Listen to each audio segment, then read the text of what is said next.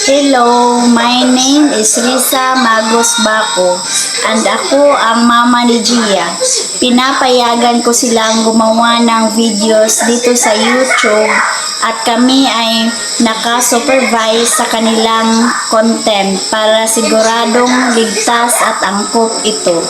Babalik po ang Sunday Spark Live. Nagpapatuloy pa rin po tayo sa ating topic na ang epekto ng pagpapalaganap ng mga libreng programa sa pag-aaral ng teknolohiya sa pagtaas ng kakayahan sa digital ng mga kabataan sa mga probinsyal na lugar ng Pilipinas. Ang positibong epekto ng mga libreng programa sa pag-aaral ng teknolohiya ay hindi lamang nakikita sa mga kasanayan sa digital ng mga kabataan, kundi pati na rin sa kanilang pangkalahatang pag-unlad bilang mga individual.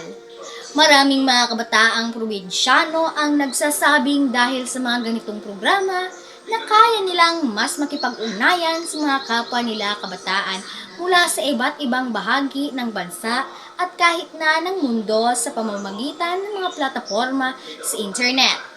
Nagagawa din nilang gamitin ang kanilang mga natutunan para tulungan ang kanilang mga pamilya at kapitbahay sa mga bagay na may kinalaman sa teknolohiya, tulad ng paggawa ng mga simpleng dokumento, paghahanap ng impormasyon tungkol sa mga programa ng gobyerno o pagbibenta ng mga produkto ng kanilang komunidad sa online.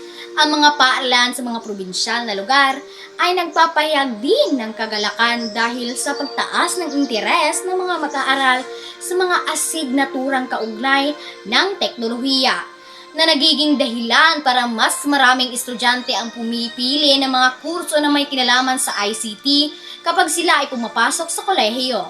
Mayroon din namang mga ulat tungkol sa mga kabataang nakakapagpapatapos ng mga ganitong programa na nakahanap ng trabaho bilang mga data encoder, online assistants, o simpleng web developer sa mga lokal na negosyo sa kanilang lugar. Magbabalik po ang Sunday Spark Live!